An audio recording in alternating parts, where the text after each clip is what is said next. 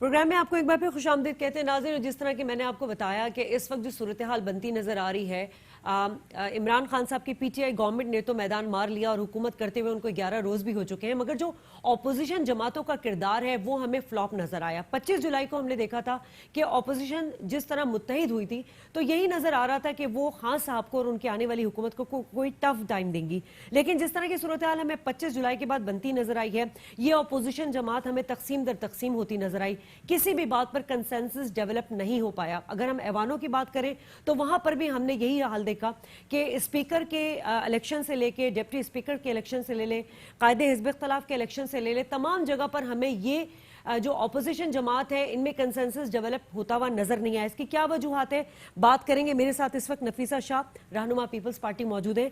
नफीसा साहिबा, बहुत बहुत शुक्रिया कि आपने हमें ज्वाइन किया। नफीसा साहिबा, 25 जुलाई में जो हमें ऑपोजिशन जमातों का एक इत्तेहाद नजर आया था तो बज़ाहिर यही लग रहा था कि आने वाली हुकूमत को बड़ा ही टफ टाइम दिया जाएगा, मगर क्या वजह बनी? क्योंकि पीपल्स पार्टी अपना एक स्टांस रखती है, एक मकबूल जमात रह चुकी है, उनका एक विजन है। क्या वजह रहा कि आप पीपल्स पार्टी को स्पेसिफिकली बड़ा टारगेट किया गया? पहले तो मुझे आपकी आवाज इतनी क्लियर नहीं आ रही, लेकिन जो मैंने सवाल समझा है वो इस वक्त ऑपोजिशन के प्रेसिडेंशियल कैंडिडेट के बारे में है। अब देखें, अगर ऑपोजिशन जो है वो मुत्तहिद होना एक बात है और दूसरा इलेक्शन दूसरी बात है। जब आप जमातें इलेक्शंस में जाती हैं तो वो अपने मंशूर को मद्देनजर रखती हैं, अपने वोटर्स को मद्देनजर रखती हैं और हर पार्टी चाहती है कि उसका कैंडिडेट जो है वो आगे आए। जहां तक मुत्तहिदा ऑपोजिशन की बात है, इश्यूज पर ऑपोजिशन मुत्तहिद हुई भी है और आगे भी होगी, इसमें कोई शक नहीं है, न दो राय है। लेकिन जहां तक प्रेसिडेंशियल कैंडिडेट की बात है तो पीपल्स पार्टी ने पहले अपना नाम और वो कैंडिडेट दिया जो हमारे वर्कर्स के बहुत उनको इज्जत से देखते हैं और पाकिस्तान में उनका बहुत बड़ा नाम है। वो एक कानूनदान है, वो डिफेंस मिनिस्टर रह चुके हैं, लीडर ऑफ द ऑपोजिशन रह चुके हैं, उनकी एक तवील जदोजहद है और मुल्क की सरबराह, रियासत के सरबराह के लिए वो एक बहुत मौजूद और बेहतर नाम है। तो हमने कायल करने की कोशिश की और जमातों को। नफीसा साहब, आपको आवाज आ रही है? नफीसा शाह से हम रब्ता करने की कोशिश करेंगे। नाज़रीन, जो सूरत हाल इस वक्त बनती नजर आ रही है कि ऐवानों से लेकर अब सदारती उम्मीदवार तक हमने देखा है कि जो नॉमिनेशंस हुई हैं उस पर कंसेंसस डेवलप नहीं हो सका है। पहले ये बात की गई थी शहबाज शरीफ का नाम जो है हिज़्ब इख्तिलाफ या वज़ीर आज़म के लिए, जो तमाम सियासी जमातें थीं उनमें एक फ़ैसला किया गया था कि उसमें शहबाज शरीफ को जो है वो हम वज़ीर आज़म के तौर पर जो है वो इलेक्शन में उनको हम वोट दिकास्ट करेंगे। लेकिन हमने ये देखा कि हमें वहाँ पर विड्रॉ करती हुई नजर आई पीपल्स पार्टी। फिर हमने देखा कि कायदे हिज़्ब इख्तिलाफ का वक्त आया या सीएम का वक्त आया, तब पीपल्स पार्टी वहाँ बैठी ज़रूर रही लेकिन उन्होंने कोई पार्टिसिपेट नहीं किया। अब जब बात हो रही है सदारती इलेक्शन के हवाले से, चूंकि अब 6 दिन ही रह गए सदारती इलेक्शन को, इस वक्त जो सूरत हाल बनती नजर आ रही है वो ये कि एतजाज हसन का नाम, जो कि बड़ा ही कदावर, सियासी तौर पर कदावर शख्सियत के मालिक हैं और ना सिर्फ उन्होंने एक अहम और सीनियर रहनुमा पीपल्स पार्टी के, बल्कि अगर देखा जाए तो नवाज शरीफ की हुकूमत में उनको नवाज शरीफ ने टिकट भी ऑफर की थी और उनको ये भी कहा था कि वो उनके वकील भी रह चुके हैं। नफीसा शाह से हमारा दोबारा रब्ता हो गया है।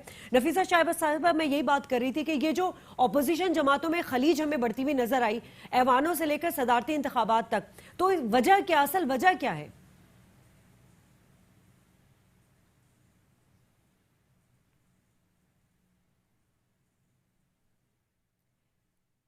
नफीसा साहिबा, आपको आवाज आ रही है? अगर फिर से रिपीट कर ले क्वेश्चन। नफीसा साहिबा, ये बताइएगा कि जिस तरह हमें एक खलीज बढ़ती हुई नजर आई है, आप तमाम, क्योंकि इत्तेहाद जो बनता है वो हुकूमत को गिराने के लिए बनता है या हुकूमत को सपोर्ट करने के लिए बनता है, हुकूमत को टफ टाइम देने के लिए बनता है, चेक एंड बैलेंस के लिए बनता है। लेकिन जिस तरह आप लोग एक पेज पर नजर नहीं आए, आप लोग के किसी भी मामले में कोई कंसेंसस नहीं है, इसकी एक्चुअल वजह क्या है? पीपल्स पार्टी अभी भी कोशिश कर रही है कि कंसेंसस हो और अभी तक जो लास्ट मेरे इतला है अभी भी कोशिश की जा रही है। मौलाना फजलुर रहमान से हमारे राब्ते हैं, लेकिन ये जैसे मैं कह रही थी कि हमारा प्रपोज्ड कैंडिडेट था एतजाज अहसन साहब, और हमने कोशिश की कि और पार्टी नहीं, नफीसा साहब, असल वजह क्या है? एतजाज अहसन साहब को नवाज शरीफ साहब बहुत पसंद भी करते हैं, मुशर्रफ के दौर में वो वकील भी रह चुके हैं, टिकट के भी नवाज शरीफ साहब ने ऑफर किया। ऐसा क्या हुआ कि एतजाज अहसन साहब मतलब इतने बुरे लगने लगे कि वो कह रहे हैं कि इनके अलावा कोई भी नाम दे दें आप?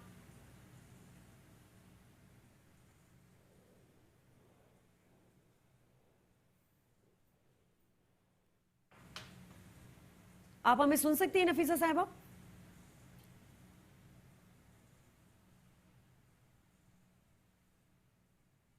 अच्छा, कुछ टेक्निकल वजूहात के बिना पर आवाज़ उनको उन तक क्लियर नहीं जा रही है और हम उनसे रब्ता करने की दोबारा कोशिश कर रहे हैं। नाज़रीन, जिस तरह के मैं आपको बता रही थी कि एतजाज़ अहसन साहब जो एक बड़ी कदावर सियासी शख्सियत के मालिक भी रहे हैं। हमने देखा कि वकला की तहरीक हो या फिर नवाज शरीफ मुशर्रफ डिक्टेटर दौर में नवाज शरीफ के वकील का एक किरदार उन्होंने निभाया। सिर्फ यही नहीं था, बल्कि नवाज शरीफ साहब ने खुद उनको टिकट की भी ऑफर की थी। लेकिन अब जो हालात बनते नजर आ रहे हैं, तो नून लीग का ये कहना है कि एतजाज अहसन के अलावा आप कोई भी नाम दे दें। उन्होंने रजा रब्बानी खर का नाम देने की एक ऑफर की नून लीग ने। साथ साथ उन्होंने कहा यूसुफ रजा गिलानी जो कि साबका पीएम भी हैं, वो भी उनको तौहीन के कंटेम्प्ट ऑफ कोर्ट में जो है वो अपने पीएम की उससे हाथ धोना पड़ा था, लेकिन उन पर भी उनकी प्रेजेंस पर भी तैयार है कि नॉमिनेशन, प्रेसिडेंशियल नॉमिनेशन के लिए आप उनको एज ए कैंडिडेट लेकर आए। लेकिन एतजाज अहसन के हवाले से जो है वो हमें कोई क्लियर चीज सामने नहीं आ रही है कि वजह क्या है। बज़ाहिर यही नजर आ रहा है कि ऐवानों के से लेकर जो है वो प्रेसिडेंशियल इलेक्शन तक जो है वो हमें किसी भी एक जगह पर इत्तेफाक होता हुआ अपोजिशन जमातों का महसूस नहीं हो रहा, नजर नहीं आ रहा। और इसका यकीनन जो फायदा जाएगा वो पीटीआई हुकूमत को जाएगी, क्योंकि पीटीआई ने साबका दौर में एक बड़ी सख्त अपोजिशन का किरदार निभाया था, एहतसाब का नारा लेकर, और 4 हलकों में इल्ज़ाम था धांधली का और बद इंतज़ामी का, उसको लेकर पीटीआई ने स्टैंड लिया था और अवाम ने उनको सपोर्ट किया उस एहतसाब के ऊपर। लेकिन अब देख रहे हैं कि 25 जुलाई को जिस तरह हमें ग्रैंड अलायंस नजर आया था अपोजिशन जमातों का, वो हमें नजर नहीं आया। हम बात करने की कोशिश करेंगे, लेकिन साथ साथ इस वक्त जो अपडेट्स हैं वो ये है कि आज भी पीपल्स पार्टी का इजलास हुआ है। कल सदारती नामजदगी का आखिरी दिन था, डॉक्यूमेंट्स जमा करा दिए गए हैं। एतजाज अहसन, पीपल्स पार्टी ने एतजाज अहसन के जमा कराए। साथ साथ जो अपोजिशन जमात है उन्होंने मौलाना फजलुर रहमान का नाम जो है वो बतौर सदारती उम्मीदवार जो है वो मुंतखब कर लिया है। ये मौलाना फजलुर रहमान जिन्हें कहा जाता है कि सालिसी का किरदार बड़ी अच्छी तरह करते रहे। एक तरफ हमने देखा कि वो नून लीग के साथ पीपल्स पार्टी के इख्तलाफात हो या कहीं भी मामला हो, मौलाना फजलुर रहमान का एक सालिसी का बड़ा अहम किरदार रहा है। लेकिन इस बार अचानक उनको सदारती उम्मीदवार के लिए नॉमिनेट कर दिया गया। अब इसके पीछे क्या वजूहत हो सकती हैं, लेकिन जितनी भी हमारी नून लीग के जो अहम रहनुमा उनसे बात हुई, उन्होंने ये कहा कि जनरल इलेक्शन से लेकर अब तक पीपल्स पार्टी ने अपनी डायरेक्शंस अलग कर ली थी। अब इसकी क्या वजूहत है ये समझ में नहीं आ रहा, लेकिन पीपल्स पार्टी इस वक्त जो है मुश्किलात का शिकार नजर आ रही है। उन मुश्किलात का हम आपसे कुछ शेयर भी करेंगे, कुछ और गेस्ट को भी लेने की कोशिश करेंगे। हमारे साथ रहिए, यहाँ पे लेते हैं।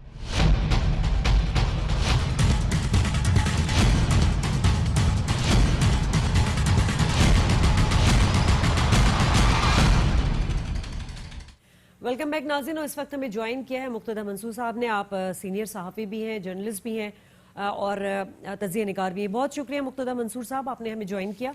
ये फरमाइएगा, जिस तरह हमें 25 जुलाई को एक ग्रैंड अलायंस नजर आया, बज़ाहिर यही लग रहा था कि आने वाली हुकूमत को बड़ा ही टफ टाइम दिया जाएगा, मगर असल वजह क्या रही कि हमने देखा कि तकसीम दर तकसीम होती गई है पूरी अपोजिशन जमात।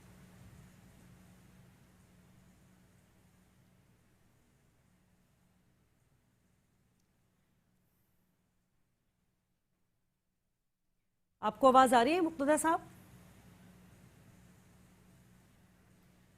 मुक्तदा साहब फरमाइएगा, जिस तरह हमें अपोजिशन जमातें एक प्लेटफॉर्म पे 25 जुलाई को नजर आई, उसके बाद ये तकसीम दर तकसीम होती गई, असल वजह क्या है?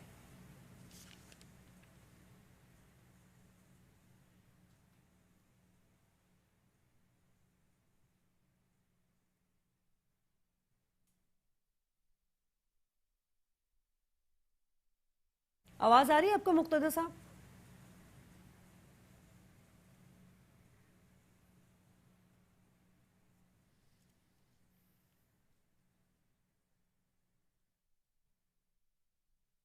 नाज़रीन, आपको बताएं कि आज कुछ तकनीकी वजूहात की बिना पर हमारे मेहमानों से रब्ता ज़रा दुश्वारी पेश आ रही है, लेकिन साथ साथ जो करंट सिचुएशन बनती नजर आई हमें, 2 अगस्त को हमने देखा था कि इजलास हुआ था और उस इजलास में पाकिस्तान पीपल्स पार्टी और नून लीग जो थे वो बड़े ही हमें एक प्लेटफॉर्म पे नजर आया और बहुत ही यूनाइटी के साथ एक प्रेस ब्रीफिंग भी की गई और बड़ा ही अच्छा इजलास हुआ। उसमें ये डिसाइड किया गया था, ये पीपल्स पार्टी की जानिब से था कि शहबाज शरीफ को as a prime minister against Imran Khan साहब उनके सामने लाने पर एक इत्तेफाक हुआ था और ये नाम शहबाज शरीफ का पीपल्स पार्टी ने ही नॉमिनेट किया था। साथ साथ बात की थी स्पीकर की, जो कि पीपल्स पार्टी से होगा, डिप्टी स्पीकर एमएमए से होगा। ये ग्रैंड अलायंस हमें 2 अगस्त को बनता हुआ नजर आया, लेकिन उसके बाद हमने देखा कि शहबाज शरीफ के जब नॉमिनेशन की बात हुई प्राइम मिनिस्टर के हवाले से, तब हमने देखा कि वो विड्रॉ हो गई पीपल्स पार्टी और उसके बाद आज तक हमें किसी भी बात पर अब सदारती उम्मीदवार के लिए भी हमें कहीं कंसेंसस डेवलप होता नजर नहीं आ रहा है। मुक्तदा मंसूर साहब हमारे साथ मौजूद हैं। मुक्तदा साहब, फरमाइएगा, क्या वजूहात नजर आ रही हैं? ये अपोजिशन जमातें हुकूमत को या तो गिराने के लिए होती हैं या उनको सपोर्ट करने के लिए होती हैं, यहाँ तो कोई ऐसी चीज नजर नहीं आ रही है। देखिए, मसला सबसे बड़ा ये है कि कुछ अपने अपने मामलात हैं। फिर सबसे बड़ी बात यह है कि इनके दरमियान कोई भी फिक्री या नजरियाती किसी किस्म का कोई जो है वो हमवारी मौजूद नहीं है, किसी किस्म का कोई ताल्लुक मौजूद नहीं है। ये लोग सिर्फ एक एजेंडे पर हैं कि हुकूमत की मुखालफत करनी है। अब मुखालफत के लिए भी तो मामला ये चाहिए होता है कि आप पॉइंट्स को उठाएं और साथ चलने की कोशिश करें, लेकिन वो जो मुश्तरका नुकात हो सकते हैं वो भी नहीं हो पाए। आसिफ जरदारी साहब के अपने मामलात हैं, उनके खिलाफ जो केसेस चल रहे हैं और FIA में उन्हें बुलाया जा रहा है, नैब ने उनके खिलाफ कई केसेस जो है वो रीओपन किए हुए हैं, उस हवाले से उन पर प्रेशर है। उसी तरफ जो है वो नून लीग और पीपल्स पार्टी के दरमियान जिस किस्म की अल्फाज की जंग माजी में होती रही है, उसमें भी जो है वो इसके अंदर आग लगाएगी कि ये तमाम चीजें जो है इनको इकट्ठा नहीं होने दे रही हैं। और दूसरी बात ये कि इकट्ठा अगर हो भी जाते हैं तो जो मेरी कैलकुलेशन मैंने लगाई है सदारती इंतखाब के लिए, उसके हवाले से जो टोटल वोट बन रहे हैं PTI और उसके अलायंस के, वो बन रहे हैं 346। अच्छा। और इनके टोटल वोट बन रहे हैं 320। तो 26 का तो वैसे ही फर्क था। अब 3 सेनेटर मजीद आ गए यहाँ फाटा से, तो इससे तो फिर मजीद फर्क हो गया। तो अगर ये मुत्तहिद हो भी जाएंगे तब भी इनको जो है वो सदारती जो है ओहदा मिलने से रहा। अब ये इख्तिलाफात का जाहिर करके ये शो ये करना जा रहे हैं कि हमें जो इख्तिलाफ हो गया था इसलिए उनका जीत गया, लेकिन अगर ये मुत्तहिद होकर एक कैंडिडेट भी खड़ा करते तब भी इन्हें जो है 26 वोटों का फर्क रहता जी। अच्छा मुक्तदा साहब, खैर आपने तो बड़ी क्लियर बात कर दी। अब ये हुआ क्या अचानक? ये तो बाज़ाहिर जो हिज़्ब इख्तिलाफ है वो पीपल्स पार्टी पर जो है वो सोलो फ्लाइट का इल्ज़ाम लगा रही है। वो ये कहती है कि पीपल्स पार्टी ने जनरल इलेक्शन से पहले ही जो है अपनी राहें और अपनी डायरेक्शंस अलग कर दी। अब सब हाँ इसकी कोई भी वजह हो, ये अपना 35 अरब मनी स्कैंडल केस हो या और कोई मामलात हो, उज़ैर बलोच वाला केस भी अभी पेंडिंग में पड़ा है, अहम सबूत, बहुत सारे इंकशाफात हो चुके हैं। बज़ाहिर यही लग रहा है कि प्रेशराइज किया गया पाकिस्तान पीपल्स पार्टी को कि वो जो है अपोजिशन के साथ ना चले। बिल्कुल, आपका ये कहना बिल्कुल दुरुस्त है। उसकी वजह यह है कि आप देखिए कि जब पहली मीटिंग हुई है अपोजिशन जमातों की और जिसमें ये इत्तेहाद बनाने की बात की गई है, तो उसमें सारे ओहदों के लिए बात हो गई थी कि स्पीकर के लिए कौन सी जमात आएगी और उसके बाद डिप्टी स्पीकर के लिए किसका नुमाइंदा होगा, फिर वजीर आजम किसका होगा और सदारत के लिए बात हुई थी। तो जब बात ये हो गई थी कि वजारत उज़्मा के लिए शहबाज शरीफ होंगे, तो पीपल्स पार्टी का हटने का मकसद ये था कि उसी वक्त अंदाजा हो गया था कि कोई ऐसा दबाव है, पल्ले पर्दा दबाव है कि जिसकी वजह से पीपल्स पार्टी दबाव में आई है और उसने जो है वो एक बहाना लिया है कि शहबाज शरीफ ने चूंकि ये बातें की थी। और उसके बाद अब जो है दरार डली है वो एतजाज हसन के हवाले से। नहीं तो एतजाज हसन के नाम पर क्या आर्ग्यू क्यों किया गया? वजह ये कि नवाज शरीफ साहब ने उनको टिकट भी दिया था कि जवाब यहाँ गजल हुई है। उन्होंने कहा तुमने शहबाज को कबूल नहीं किया, हम इनको नहीं। अच्छा, वैसे भी जब आप मुतहदा अपोजिशन की आप बात कर रहे हैं तो आपको पहले से नाम नहीं देना चाहिए, पहले से नाम मीडिया में नहीं आना चाहिए। आपको मीटिंग में रखना चाहिए था कि भाई ये हम नाम हमारी तरफ से होगा, फिर उसके बाद एक डिबेट होती है कि भाई आप ये नाम ये तरीक़ाकार ठीक। मुक्तदा साहब, आपसे एक रिक्वेस्ट करेंगे कि हमें यहाँ पे शॉर्ट ब्रेक की तरफ जाना है, अजान का वक्त होने वाला है, उसके बाद आप ही को ज्वाइन करेंगे, हमारे साथ ही रहिएगा। और जिस तरह हम तमाम सूरत हालों पर जो कि करंट सिचुएशन इस वक्त बनती नज़र आ रही है उस पर बात कर रहे थे। हुकूमत की हुकूमत साजी तकरीबन अपने मराहिल पर हो चुकी है मुकम्मल, और साथ साथ सदारती उम्मीदवार के कागजात नामजदगी जमा हो चुके हैं। 6 दिन रह गए सदारती इलेक्शन को होने में। बज़ाहिर तो यही नज़र आ रहा है कि आरिफ अलवी साहब, जिनको PTI ने नॉमिनेट किया एज अ प्रेसिडेंशियल इलेक्शन के लिए और नॉमिनेट किया है उनको, वो हमें बहुत मजबूत उम्मीदवार हमें नज़र आ रहे हैं। साथ साथ अगर हम बात करें हिज़्ब इख्तलाफ की, तो यहाँ पर हिज़्ब इख्तलाफ में बहुत ज़्यादा इख्तलाफात हो चुके हैं। जितनी भी अपोजिशन जमाते हैं, कंसेंसस डेवलप नहीं हो सका ऐवानों से लेकर अब तक सदारती उम्मीदवार के हाल पर। इस वक्त एहतशामुल हक साहब ने हमें ज्वाइन किया और तमाम सिचुएशन पर हम उनसे बात करते हैं। एहतशाम साहब, बहुत शुक्रिया आपने ज्वाइन किया। सीनियर सहाफ़ी हैं, बहुत गहरी नज़र भी रख रहे हैं करंट सिचुएशन पर। क्या कहेंगे एहतशाम साहब, क्या नज़र आ रहा है? ये खलीज की असल वजूहात क्या नजर आ रही हैं आपको?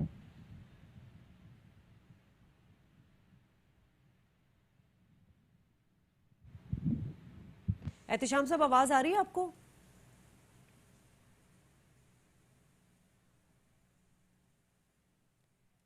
एहतशाम साहब से रब्ता करने की कोशिश कर रहे हैं। आज कुछ तकनीकी वजूहात की बिना पर हम माजरत कहें आपसे कि हमारा रब्ता जो है मुनक़ता हो पा रहा है। लेकिन जो करंट सिचुएशन मैंने आपको बताई थी कि आज भी पीपल्स पार्टी का इजलास हुआ। वैसे तो बज़ाहिर सब ने, अपोजिशन जमातों ने, जो हिज़्ब इख्तलाफ की जमातें, उन्होंने मौलाना फजल रहमान को नॉमिनेट किया है और पीपल्स पार्टी ने एतजाज़ अहसन को नॉमिनेट किया है। एहतशाम साहब से रब्ता हमारा बहाल हो गया है। एहतशाम साहब, जो ऑपोजिशन जमातों में दरारें पड़ चुकी हैं, पीपल्स पार्टी अलग शिकंजे में नजर आ रही है। उधर 35 अरब मनी स्कैंडल केस है, उधर नून लीग जो अपना मैंडेट खो चुकी है, हिज़्ब इख्तलाफ तकसीम हो चुकी है। क्या नजर आ रहा है आपको?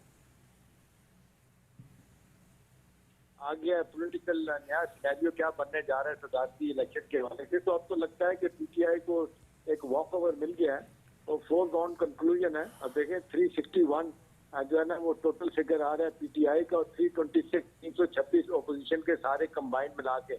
लेकिन हमने देखा कि अब वो सूरत हाल वो भी नहीं रही जिस तरीके से पीपल्स पार्टी और PMLN के अख्तलाफात सामने आए हैं। और खास तौर पर देखें कल नवाज शरीफ साहब ने जो नैब से पेशी भुगतने के बाद गुफ्तगू की थी, उन्होंने कहा था कि अब तो हमारी पीपल्स पार्टी के साथ राय जुदा हो जानी चाहिए, हम उनको ट्रस्ट नहीं कर सकते किसी तरह भी। साथ ये भी कह रहे हैं कि जरदारी साहब जो गेम प्लान उनका है कि वो बच जाएंगे, तो ये शायद उनकी खाम ख्याली है कि वो नहीं बच पाएंगे। कहना ये चाह रहे थे कि जो केसेस हम पे बने हैं उन पे भी बनने जा रहे हैं। देखिए, बुनियादी सवाल यह है कि आप जिस तरीके से पाकिस्तान की सियासी तारीख में शादियाँ पहली मरतबा हुआ कि आप देख लें स्पीकर और डिप्टी स्पीकर का इलेक्शन जिस तरीके से हुआ, वहाँ पे अजीमत उठाना पड़ी जॉइंट अपोजिशन सो कॉल्ड को। फिर प्राइम मिनिस्टर का इलेक्शन हुआ, अब ये सदारती इलेक्शन होने जा रहा है। लोगों का ख्याल था कि शायद इस मौके पे सारे लोग इकट्ठे हो जाएंगे, तो हमने देखा अच्छा, एहतशाम साहब, इसमें कितनी सदाकत है? अपनी मजबूरियां हैं, हाँ। वो मजबूरियां उनकी बड़ी हद तक ये भी है, केसी से भी बचना है। लेकिन आपने देखा है जरदारी साहब शादियां बार बार एक बात और भी कहते हैं कि मैं इतनी दफा इनके साथ इन्होंने मेरे साथ ज्यादती किया है, इतने मौके पे मेरे एतमाद को इन्होंने ठेस पहुंचाई है कि अब मैं तो किसी सूरत में भी इनके साथ नहीं खड़ा हो सकता। तो मेरा ख्याल है नहीं, एहतशाम साहब, आप मुझे सुन सकते हैं तो ये फरमाइएगा कि क्या मजबूरी नजर आई पीपल्स पार्टी की? शहबाज शरीफ का नाम तो पीपल्स पार्टी ने खुद दिया था। एतजाज अहसन जो है वो बहुत ही प्यारे थे नवाज शरीफ को, उनके वकील भी रह चुके हैं, उन्होंने टिकट भी उनको दिया था। क्या पीपल्स पार्टी पे जो प्रेशराइज किया जा रहा है, एक तो अनवर मजीद वाला केस, उससे पहले हसन लुराई वाला केस हुआ था, फिर उजैर बलोच वाला था, यानी पीपल्स पार्टी जनरल इलेक्शन के बाद बिल्कुल ही अलग सिमत में जा रही है, सोलो फ्लाइट लिया हुआ है, हिज़्ब इख्तिलाफ के इल्जाम लगा रही है पीपल्स पार्टी पे। 35 बिलियन रुपये की मनी लॉन्ड्रिंग, जिसमें आप देख लें कि अनवर मजीद, हुसैन लवाई और बहुत सारे लोगों का नाम आ रहा है। अब ये 35 बिलियन फिगर जो है ना, ये क्लोज टू 85 बिलियन के करीब ये पहुंच चुका है मनी लॉन्ड्रिंग के हवाले से। और फिर कहा जा रहा है कि जिस तरह एक तरफ नवाज साहब और शहबाज साहब के खिलाफ वादा माफ गवाह बहुत बनने जा रहे हैं इनके मामला देखने के लिए, जिस तरह फवाद हसन फवाद के बारे में, आज सीमा के बारे में बातें हैं। अब कहा जा रहा है कि अब ये जरदारी साहब के हवाले से भी जो है ना वो लोग, बहुत सारे लोग समझ रहे हैं कि वादा माफ गवाह बनेंगे। और इत्तलात ये भी शादियां आ रही है कि जुल्फकार मिर्जा साहब ने अभी जिम्न नहीं किया, वो भी सुना है कि अपने जिस तरीके से बेगम साहबा इलेक्शन जीत गई है वो हार गए हैं। हाँ। और जिस तरीके से कहा जा रहा है कि वो बहुत सारे सबूत अभी भी उनके पास हैं, तो वो भी किसी न किसी स्टेज पे वो यूज होंगे इनके खिलाफ। तो एक तरफ सियासी मुकदमात हैं, दूसरी तरफ आप देख लें PMLN के साथ पीपल्स पार्टी की लड़ाई है, और अब तो खुल के चीजें सामने आ गई हैं कि ये इकट्ठे नहीं होंगे, और नेचुरली इसका PTI को बहुत बड़ा एक फायदा हुआ है। और एक जिस तरीके से अब चेयरमैन भी ये मुंतखब कर, अपना प्रेसिडेंट भी अपना मुंतखब कर लेंगे, तो ये अच्छा ये बताइएगा एहतिशाम साहब, क्या ये सारे केसेस जो है, इन केसेस से आसिफ अली जरदारी को कंट्रोल किया जा रहा है?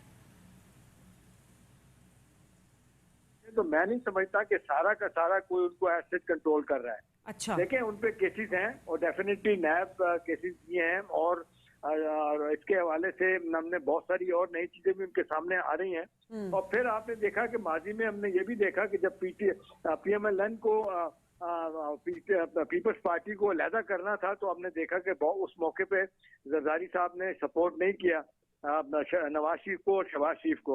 लेकिन वो ये भी कहते हैं कि जब मेरा वक्त बुरा आता है तो ये मेरे साथ इकट्ठे नहीं होते दोनों भाई।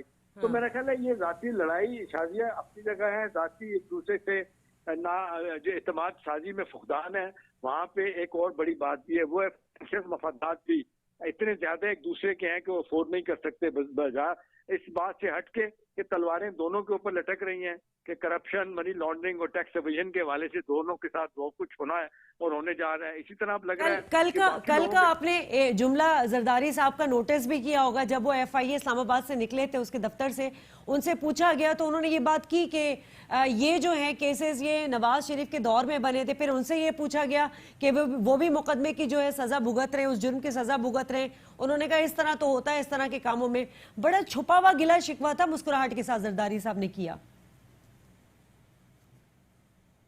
उनकी मुस्कुराहट हमेशा से ऐसी होती है, और बहुत सारे लोग उनको कहते हैं बड़ी कनिंग मुस्कुराहट होती है, बहुत कहते हैं जी तंज वाली मुस्कुराहट होती है।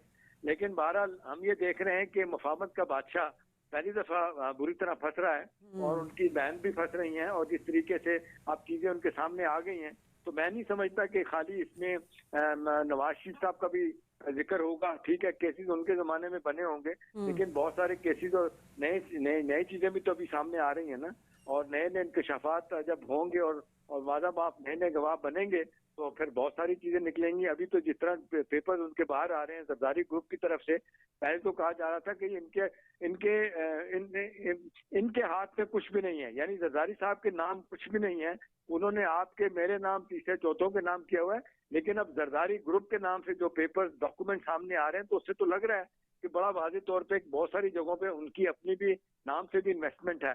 तो उनको साबित करनी पड़ेगी मुल्क से बाहर और मुल्क के अंदर। और फिर सबसे बड़ी बात है कि उनकी जान नहीं छूटी, वो $60 मिलियन जो स्विस बैंकों में पड़े, एक दफा फिर आपने देखा उसकी आवाज सुनाई दे रही है सब तरफ। ये अब दोबारा से बात शुरू होगी कि जी वो पैसा कहाँ गया, $60 मिलियन, 600 अरब रुपया, जिसका PTI के अब जो प्राइम मिनिस्टर बन गए इमरान खान साहब, उन्होंने बहुत इस पे जोर दिया था। और फिर एक जमाने में शहबाज शरीफ साहब भी और नवाज शरीफ साहब ये बात करते थे, और शहबाज शरीफ साहब तो बड़ा मशहूर है ना वो जुमला, वो कहते थे मैं इनका जरदारी साहब का पेट फाड़ के पैसा बाहर निकालूंगा। तो ये एक दूसरे के खिलाफ इल्जामात भी हैं, शिकवे गिले भी हैं। और फिर सबसे बड़ी बात शादिया है कि आइंदा सियासी अपनी साख बचाने के लिए, अपना पैसा बचाने के लिए पावर दैट भी इस्टेब्लिशमेंट गए, उनके साथ भी ताल्लुकात बेहतर रखना चाहते हैं। अब देखना ये है कि ये अक्रॉस द बोर्ड और अनइंटरप्टेड ये हमारा चलेगा, एहतसाब का निजाम के नहीं चलेगा। और इसमें सारे लोग, चाहे जुडिशरी के लोग हों, कोई जजेस हों, सिविल सोसाइटी हो, मीडिया हो, पॉलिटिशियन हो, ब्यूरोक्रेट हो, सब के सब जिन्होंने इस मुल्क के साथ खिलवाड़ किया है। और ये बताइएगा, आज FIA ने JIT बनाने की बात की, उसमें MI भी है, उसमें ISI भी है। अब आपको क्या लगता है, ये बहुत बड़ा मनी स्कैंडल एक जो है, मतलब कहेंगे कि वैसे तो 35 अरब से शुरू हुआ, लेकिन कुछ फिगर 250 अरब तक भी आ रही हैं। 29 अकाउंट थे, 40 हुए, अब 100 के करीब अकाउंट्स खुलने की बात आ रही है। बड़े बड़े ब्यूरोक्रेट्स, बड़े बड़े नाम सामने आने की बात हो रही है।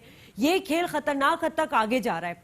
तो एहतिसाब के हवाले से बताइएगा, क्या अकाउंटेबिलिटी खाली सिर्फ पीपल्स पार्टी की होगी, नून लीग में से लोगों की होगी, या PTI में भी कुछ ऐसे लोग हैं जिनका एहतसाब होना है, जिनके केसेस नैब में हैं, जिन पे कुछ इल्जामात भी हैं, उनकी भी होगी अकाउंटेबिलिटी? क्योंकि PTI तो एहतसाब का नारा लेकर आई है तब्दीली के लिए। जरदारी साहब की अकाउंटेबिलिटी तो हो रही है, लेकिन उसके साथ साथ नवाज शरीफ साहब की, शहबाज शरीफ साहब की, हमजा की और फैमिली, और आपने देखा मरियम साहबा भी जेल काट रही हैं और साथ नहीं है, तो किसी तरह जेल में रोज कल परसों कहा जा रहा है, इतला ये भी आई है कि डिप्रेशन का शिकार होगी। वो कहा जा रहा है जो अरब बेंच थी वो तब्दील हो गई है डिप्रेशन में और वो अकेले में बातें कर रही होती हैं। तो ये खाली इन पे नहीं है, अब तो कहा जा रहा है कि पीटीआई के जहां तक सवाल है, पीटीआई के लोग आप देख लें, अलीम खान साहब उनके ऊपर केसेस हैं जी जी। अब, लेकिन कोई चीज साबित नहीं हुई, नैब तहकीकात कर रही है। उनकी तो चीफ मिनिस्टरशिप पास पे होके छू के उनको गुजर गई, जिनका तो नाम आ रहा था। इसी तरह के अंदर शायद और भी लोग होंगे, लेकिन ज्यादातर लोग इनके पीटीआई के एसेट तो नहीं रहे। उसकी वजह है कि हुकूमत में तो कभी भी नहीं रहे। ये तो पब्लिक ऑफिस होल्डर जो है 20-20 साल से थे, नवाज शरीफ साहब उनके बाकी लोग और जरदारी साहब और उनके बाकी लोग, उन पे तो डायरेक्टली बहुत सारे इल्जामात हैं। इन पे तो इल्जामात ऐसे कभी आए नहीं, अलीम खान का नाम है, लेकिन वो बड़े दलील से कह रहे हैं कि जी मेरे तो एक एक डॉक्यूमेंट जो है वो लास्ट हाथ लगा हुआ है। हाँ, इन्वेस्टिगेशन हो रही है, उसके बारे में कहते हैं भला आप लोग लाख करें, लेकिन इवेंचुअली अगर मुझे सजा होगी उसके बाद ही आप कुछ कह पाएंगे। लेकिन उनका बड़ा नुकसान तो ये हुआ कि चीफ मिनिस्टरशिप तो हमने देखा पंजाब की बड़े सूबे की उनके हाथ के पास आके दूर चली गई है। तो लिहाजा अब अपरेंटली तो यही लग रहा है, अगर ये across the board Shazia accountability इंसाफ नहीं होता तो मेरा ख्याल है लोग डेफिनेटली फिर इमरान खान से भी गिला करेंगे, इनकी पार्टी से भी गिला शिकवा करेंगे और ये बताएंगे कि वो किस तरीके से जो है ना वो सिलेक्टिव अकाउंटेबिलिटी करेंगे और फिर इसको लोग पॉलिटिकल विक्टिमाइजेशन का भी नाम देंगे। जैसे शहबाज शरीफ साहब कह रहे हैं, नवाज शरीफ साहब कह रहे हैं, उनके साहबजादे कह रहे हैं। लंदन में उन्होंने एक पिटीशन भी मूव किया दोनों बेटों ने कि जी हमारे बाप के खिलाफ और बाकी लोगों के खिलाफ ऐसा हो रहा है और लिहाजा इंटरपोल के जरिए उनको ना बुलाया जाए। वो 2000 लोगों का नाम आज की अब रिपोर्ट आपने देखी होगी, मुर्तजा अली शाह की न्यूज में छपी है। जी जी। तो वो भी ये काम कर रहे हैं। तो मेरा ख्याल है इस हवाले से तो अब बड़ी नाजुक सूरत हाल होगी इमरान खान की। तवक्कुआत उनसे बेताशा हो गई हैं, आसमान पे पहुंचा दिए लोगों ने तवक्कुआत, और बहुत सारा लोग उनके बारे में सोच भी रहे हैं। और 100 दिन शायद ये इस हवाले से बड़े अहम है, चाहे इकोनॉमिक टर्न अराउंड करना हो, चाहे गवर्नेंस को बेहतर करना हो, अदारों को ठीक करना हो, सबसे अहम बात। अच्छा, वजह क्या है, वजह क्या है एहतिशाम साहब के जब इमरान खान साहब जब अपना मैनिफेस्टो लेकर आए या जलसे इजलास करते थे उसमें वो कहते थे कि जी अब जैसे परवेज इलाही के ऊपर बात था, उनको डाकू कहा गया, फिर उन्हीं को सीएम बना दिया गया। बुजदार साहब उनके ऊपर बात ऐसी हुई, फिर उनको भी उनको स्पीकर बना दिया परवेज इलाही को, इनको सीएम बना दिया। अब पंजाब काबीना की बात करें, काबीना नहीं है, चेहरे वही पुराने। परवेज इलाही के साथ 7 लोग पुराने, मुशर्रफ के दौर के दौर के जो हामी थे वो अब सूबाई वजीर कानून बना दिए गए, मोहम्मद बशारत राजा। इनको मिसगाइड किया जा रहा है, इमरान खान साहब को मिसगाइड किया गया है या वाकई उनको पता था कि ये लोग, इनका माजी ये है, फिर भी इनको ये तायुनातियां, ये ओहदे दे दिए गए? इलेक्शन से पहले बार बार ये अपने जलसों में बात करते थे कि फॉर हेवन से मुझे इतनी मेजोरिटी दें कि मैं अपने तौर पर हुकूमत कर सकूं आकर, मुझे साथियों के साथ, बाकी पार्टियों के साथ उनकी सपोर्ट और उनकी ब्लैकमेलिंग और पॉलिटिकल प्रेशर होता है, मैं उससे बच सकूं। लेकिन आपने देखा कि उनके लिए कितने मुश्किल है। 4 लोगों के 6 वो प्राइम मिनिस्टर बने हैं, ठीक है। जफरुल्लाह जमाली साहब 1 वोट से बने थे, 4 वोट से बने हैं। तो इनकी मजबूरी है, अब जब तक इनके पास मेजोरिटी नहीं आती, ये सारी पार्टियों को साथ ले जाना पड़ेगा। हाँ, आपकी बात बिल्कुल सही है। अब पंजाब बड़ा सूबा है और कहा जाता है पंजाब ही पाकिस्तान है। एमएनएस की सीटें भी सबसे ज्यादा, एमपीएस की सीटें वहां पे हैं। अब ये कहा जा रहा है कि पावर सेंटर 3-4 बनेंगे पंजाब में। एक परवेज इलाही का बनेगा। अब देखें, बड़ा वो बहुत बड़े पॉलिटिशियन है, समझते हैं गेम कैसे करनी है। अगर ये पीटीआई नहीं, उनको आप देख रहे हैं उनके मुकाबले में उनकी पार्टी की जो 6 सीटें मिली है उनको कोई बंदा नहीं खड़ा किया था। और दूसरी तरफ आप देख लें कि पावर सेंटर बनेगा। आप गवर्नर सरवर साहब जब बैठेंगे वहां जाके, वो फुल स्विंग करेंगे। इसी तरह से फिर आप देख लें तीसरा आदमी जो बैठेगा बनेगा, बुजदार साहब चीफ मिनिस्टर हैं, उनके पीछे कहा जा रहा है जहांगीर तरीन है, वो उनसे काम लेने की कोशिश करेगा। तो मेरा ख्याल है मुश्किलात तो इमरान के लिए डेफिनेटली होंगी, इतनी आसान इजी सेलिंग इनके लिए नहीं होगी। और ये पुराने खिलाड़ी हैं, और जाहिर सी बात है फिर ये इनको तंग भी करेंगे। और फिर बड़ी फॉर्मिडेबल ओपोजिशन पीएमएलएन की भी है, वहां पे भी वो इनके लिए मुश्किलात पैदा करेंगे। ये गलतियां करेंगे सियासी तौर पे, उसका फायदा वो उठाने की कोशिश करेंगे ओपोजिशन के लोग, खासतौर पर पीएमएलएन। इसलिए बार बार कहा जा रहा है कि बड़ा फूंक के कदम रखने की जरूरत है और जो पॉलिसी बनाए, जो 7 लोग चलें, इनको लेके चलें और उनको जो जो गाइड करने वाले लोग हैं वो लेकिन सही लेकिन guide एहतिशाम करें। साहब, अहम सवाल तो यही है ना कि ये वही पुराने चले हुए कारतूस हैं जो हर हमने सियासी जमात में हर दौरे इख्तिदार में हमने देखा। अब खान साहब इन्हीं की टीम को लेकर जो है वो 100 दिन का एजेंडा भी दे चुके हैं, 100 दिन का प्लान भी दे चुके हैं। इमरान खान साहब को इस बात का इदराक है कि अगर वो 100 दिन में डिलीवर नहीं कर सकेंगे तो फिर वो क्या करेंगे? मैं तो ये कहता हूँ कि इमरान खान की ये बहुत बड़ी कामयाबी होगी कि ये सिर्फ डायरेक्शन सेट कर दे 100 दिन में। अब देखें ना, हमेशा यही होता है कि अगर आपने मुंह उठा के रखा हुआ है पेशावर की तरफ और जाना चाह रहे हैं लाहौर की तरफ, तो आप कभी भी नहीं पहुंच पाएंगे। हमारे मुल्क में तो यही बात की जा रही है ना कि 100 दिन में कुछ नहीं होना। कुछ लोग कहते हैं नहीं 20-25% कामयाबी हो गई। जो रिफॉर्म एजेंडा इन्होंने दिया है, जो गवर्नेंस की बात की है, अदारों को ठीक करने की बात है, करप्शन टैक्स को बढ़ाने की बात की है, और FBR पे खास तौर पे तकिया कर रहे हैं कि वो 4,000 रुपए से 4,000 बिलियन से वो 8,000 बिलियन यानी 4 ट्रिलियन से 8 ट्रिलियन रुपए का वो रेवेन्यू कर देंगे। सही। ये उनका एक बहुत बड़ा जिसको कहते हैं उन्होंने क्लेम किया हुआ है। तो ये वो सारी चीजें एक ये तो करने की बात है किस हद तक होती है। मेरा ख्याल है कि इनकी पॉलिसी डायरेक्शन अगर सही होगी तो लोगों को पता चल जाएगा कि प्राइम मिनिस्टर मीन बिजनेस, और वो एक मामला उनका ठीक हो जाएगा। अदरवाइज 100 दिन में तो आप देख लें ट्रम्प साहब ने क्या किया। वो तो अमेरिका की तारीख का ऐसा शख्स आया कि उसने 2-4 बातें ऐसी की हैं कि लोग उनके बीच उसकी बात अभी भी मान रहे हैं। जिस तरह उन्होंने अपने व्हाइट वोट को साथ लेके चले हैं, जिस तरीके से उन्होंने काम करके दिखाया, रिपब्लिकन पार्टी में फूट पड़ गई उनकी वजह से, लेकिन चंद एक काम उन्होंने किए। उन्होंने कहा था इसराइल का मैं एम्बेसी जो है ना तल अवीव से मैं यरूशलेम शिफ्ट करूंगा, वो उन्होंने ऐलान कर दिया। वो ठीक है 1 साल लगेगा अभी, लेकिन फॉर्मली उन्होंने ये बात कह दी। तो मेरा ख्याल है कुछ चीजें इनको करनी पड़ेंगी, जिसमें सबसे बड़ी बात तो यह है कि ये जो उन्होंने वादे किए हैं 100 दिन में इनकी डायरेक्शन सेट होती है। मेरे अपने फियर्स हैं शादिया के, जो इनकी इकोनॉमिक टीम है, चार्टर्ड अकाउंटेंट हैं असद उमर साहब, उन्हें एक टीम की बड़ी जरूरत है, वो अभी नहीं आए।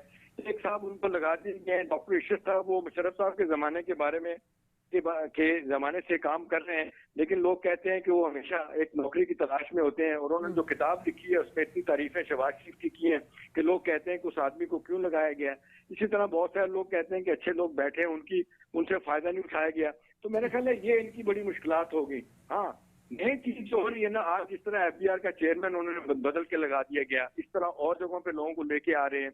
अब पंजाब में वो नासिर दुरानी को लेके आ रहे हैं, IG को, जिन्होंने बड़ा काम किया KP में, यहाँ करप्शन के खात्मे के लिए, गुड गवर्नेंस के लिए, पुलिस की रिफॉर्म करने के हवाले से और उसको डीपुलिसाइज करने के हवाले से। ये वो सारे इकदाम है। मेरा ख्याल है इस पे थोड़ी थोड़ी शुरुआत होगी, डायरेक्शन सेट हो जाएगी, तो मेरा ख्याल है इमरान के लिए आसानियां होगी। बाकी आपकी बात सही है, टीम इतनी नए लोग हैं, बड़े खाक लोगों से इनका पाला पड़ा है, और वो अभी आप देखने अभी हुकूमत में नहीं आए थे, और पीपल्स पार्टी PMLN के लोगों ने, उनके जो सोशल मीडिया चलाने वाले लोग हैं, वो तूफान बदतमीजी इनके खिलाफ खड़ा किया हुआ है PTI के खिलाफ, कि देखें हेलीकॉप्टर को यूज कर रहे हैं, वो हार्डली। चले, बहुत बहुत शुक्रिया। एहतिशामुल हक साहब हमारे साथ मौजूद है। बड़ी अच्छी बात उन्होंने की कि खान साहब की विल पे किसी को शक नहीं है, उनकी नीयत बिल्कुल साफ है, लेकिन जो टीम उनके साथ है वो उसको किस हद तक उनके ख्वाब की तकमील करेगी, नए पाकिस्तान में तब्दीली ला सकेगी, नहीं ला सकेगी। इमरान खान साहब को डायरेक्शन को सेट करने की बहुत ज़रूरत है। खान साहब को इस बात का अंदाज़ा होना चाहिए कि ये आग का दरिया और कूद के जाना है। शाजिया खान को प्रोग्राम से इजाज़त दीजिए, अल्लाह ने के बाद।